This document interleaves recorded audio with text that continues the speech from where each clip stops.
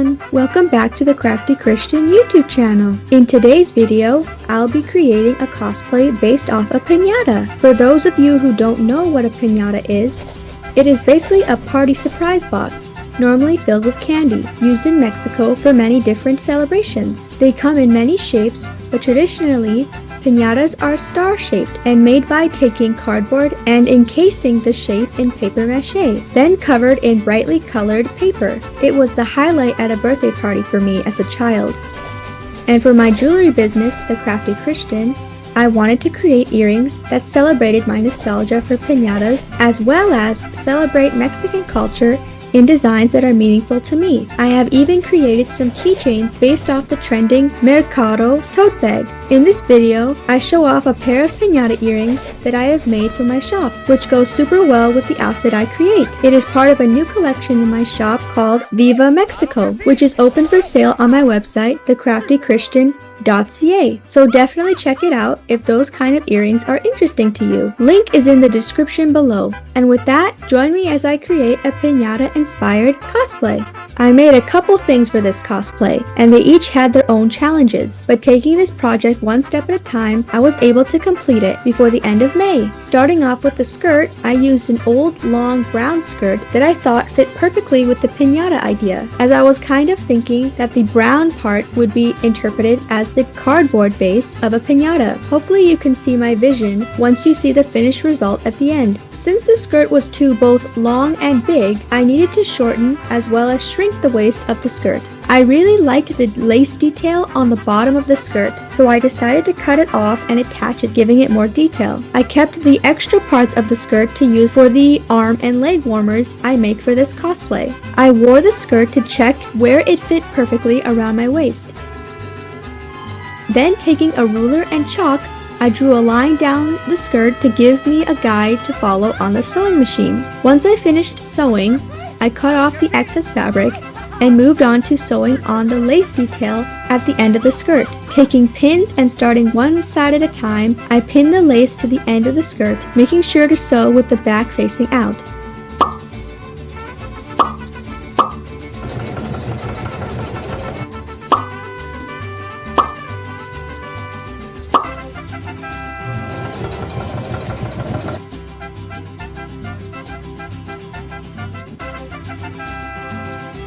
And the base of the skirt was finished.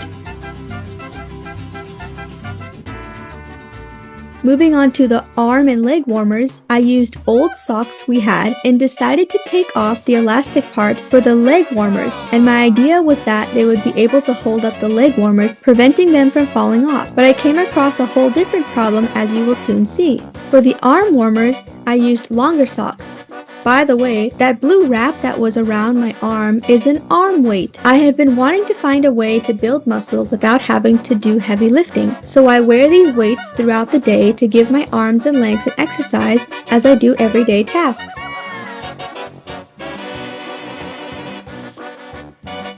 Anyway, I decided to cut the top part of the sock as well as cut a small hole in the heel part to create makeshift arm warmers, which made putting on the outer layer of arm warmers much easier.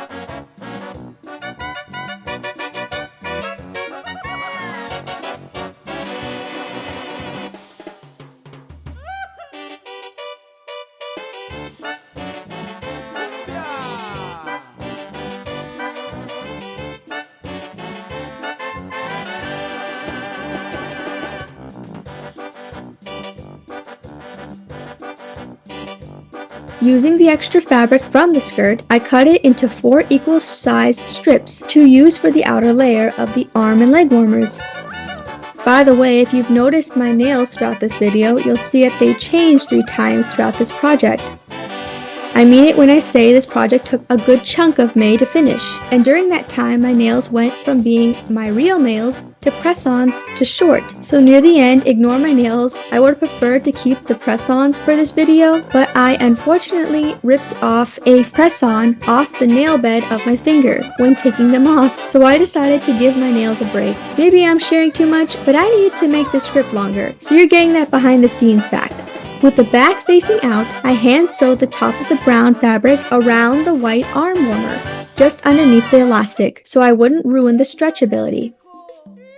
Sewing the two ends of the brown fabric, I created a bell-bottom-like effect for both the arm and leg warmers to give them some flow.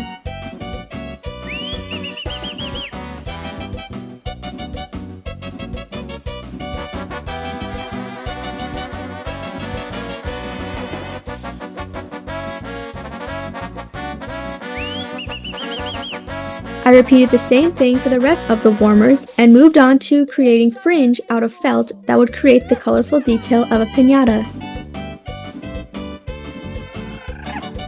Using the full colors of a rainbow, I cut small squares out of bigger pieces of felt, and from those squares I cut 3 to 4 rectangles out of each square.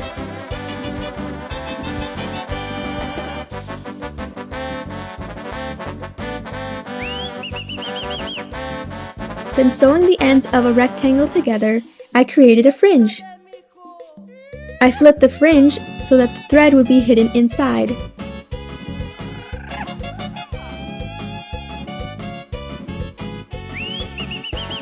I cut and sewed fringe from each color of felt.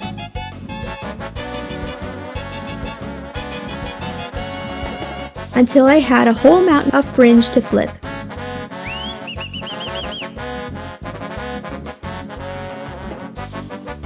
Then it was time to sew on each fringe onto the brown fabric part of the warmers.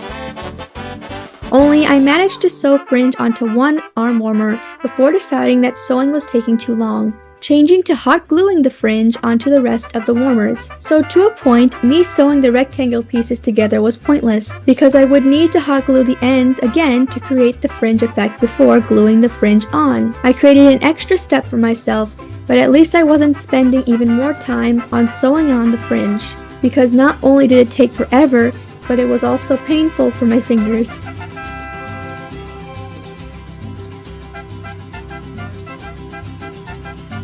Thankfully, I had made enough fringe to complete all the warmers, though one of the leg warmers has a side which is filled with only blue, purple, and pink fringe, but it's okay.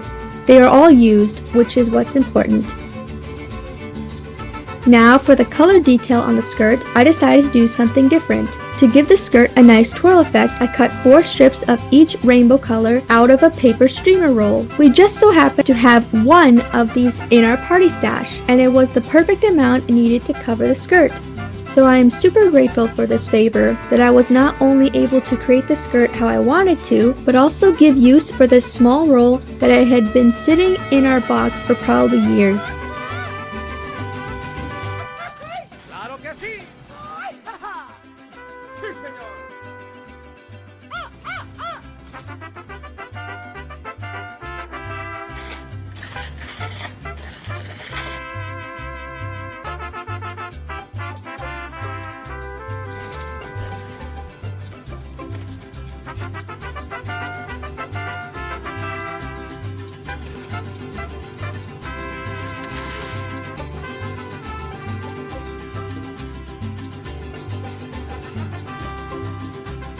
I hot glued each end of the streamers to the top of the skirt, choosing to put some behind each other to give the skirt some extra detail.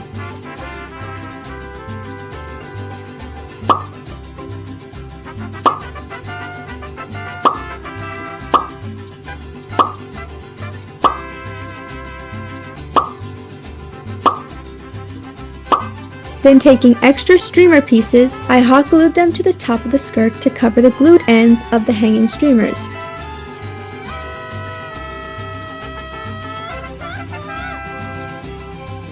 Now onto the headband, which is inspired by the star points on a traditional piñata. I was watching a YouTube short on the channel Cybergirl. She did a Decora themed outfit for a Dandy's World character called Piñata. And for this outfit, she wore a piñata themed headband, and it looked super adorable. So I told myself that I was going to make a piñata inspired cosplay just to make this headband. And now I get to make it. I started off by making 2 cone shapes out of a thick paper.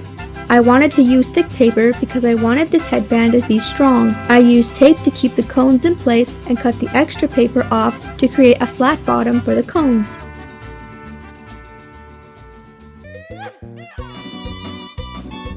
Then taking construction paper of all the rainbow colors, I folded each paper to create small long rectangles.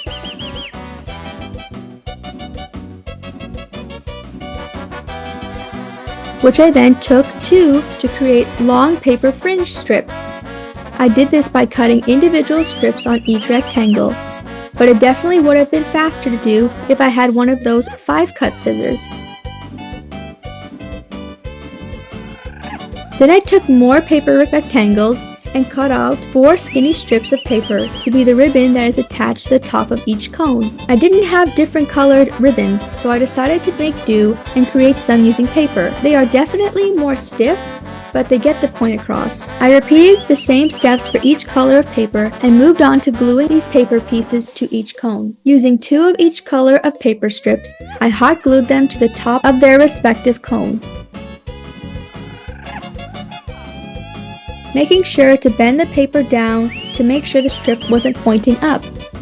Then taking 1 of each paper fringe color strip, I made sure to fluff up the fringe of each to give them more depth. Then started at the bottom of the cone, moving my way to the top, making sure to follow the order of the rainbow from bottom to top.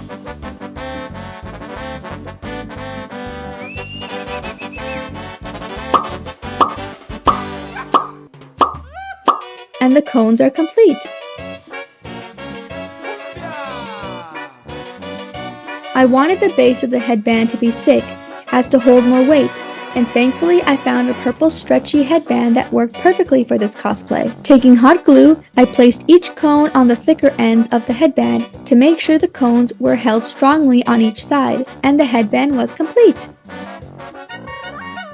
Remember when I said I came across a problem with the leg warmers? Well, when I went to put them on, they unfortunately were not stretchy enough to go up my legs.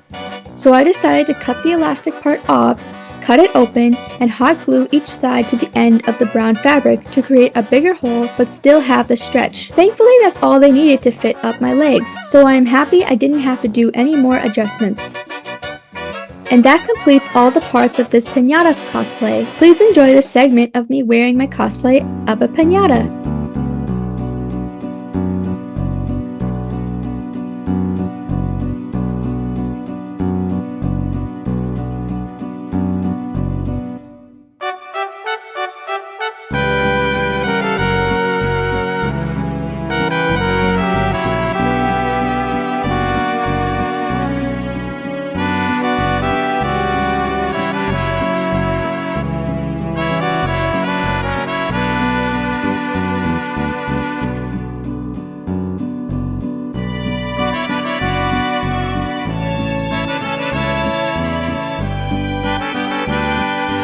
Thank you for watching. I am so happy about the way this cosplay turned out. Remember to check out my website in the description below if you would like to own a pair of my piñata earrings displayed in this video, or to see the rest of the Viva Mexico collection. I hope you have a great rest of your month. Bye!